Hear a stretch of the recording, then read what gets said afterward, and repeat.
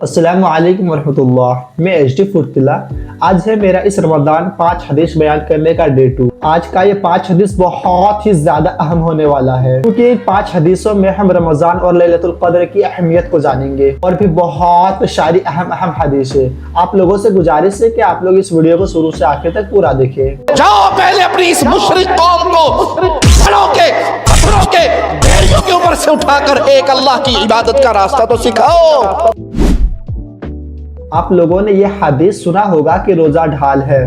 रसूलुल्लाह सल्लल्लाहु अलैहि वसल्लम, रसूल करीम सल्लल्लाहु अलैहि वसल्लम ने फरमाया, कुल्लु अमल इब्नी आदम लहू इल्ला SIAM Jeśli będziesz żyć w फइन्नहु ली व अना अजज़ी बिह। अल्लाह पाक फरमाता है कि इंसान का हर नेक अमल खुद उसी के लिए है, मगर रोजा के वो खास मेरे लिए है और मैं ही उसका बदला दूंगा। वस्सियामु जुन्नह, और रोजा गुनाहों की एक ढाल है। वइज़ा कान यौमु सौमि अहदिकुम फला यरफुथ वला यसखब, अगर कोई रोजे से हो तो उसे फहश गोई ना करनी चाहिए और ना शोर मचाए। फइन साबहु अहदुन औ क़ातलह फलयकुल इन्नी मुरुउन साइम, अगर कोई शख्स उसको गालियां दे या लड़ना चाहे तो उसका जवाब सिर्फ ये हो कि मैं एक रोजादार आदमी हूँ। वल्लज़ी नफ्सु मुहम्मदिन बियदिह, उस जात की कसम जिसके हाथ में मोहम्मद सल्लल्लाहु अलैहि वसल्लम की जान है, लखलूफु फमि साइम अत्यबु इंदल्लाहि मिन रिहिल मिस्क, रोजादार के मुंह की बू अल्लाह के नजदीक मुश्क की खुशबू से भी ज्यादा बेहतर है।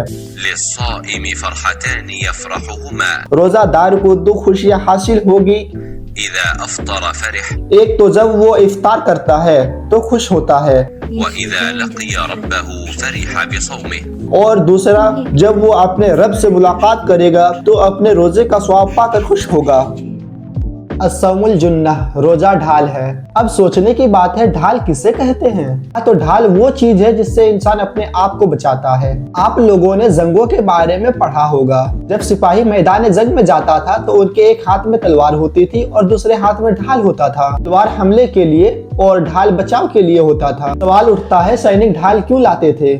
ताकि वो दुश्मन के तीर तलवार के हमलों को रोक सके। ढाल के बगैर सिपाही मैदान जंग में ज्यादा देर खड़ा नहीं रह सकता। क्या ये सिर्फ भूख की ढाल है? नहीं, गुनाहों के तीरों से बचाने वाली ढाल है। ढाल हमें गुस्से के वार से बचाती है और ये हमें नफ्स के हमलों से भी बचाती है, और सबसे बढ़कर ये जहन्नम से बचाने वाली ढाल है। ढाल मजबूत हो तो जंग जीती जा सकती है, और अगर रोजा मजबूत हो तो इंसान नफ्स पर गालिब आ सकता है।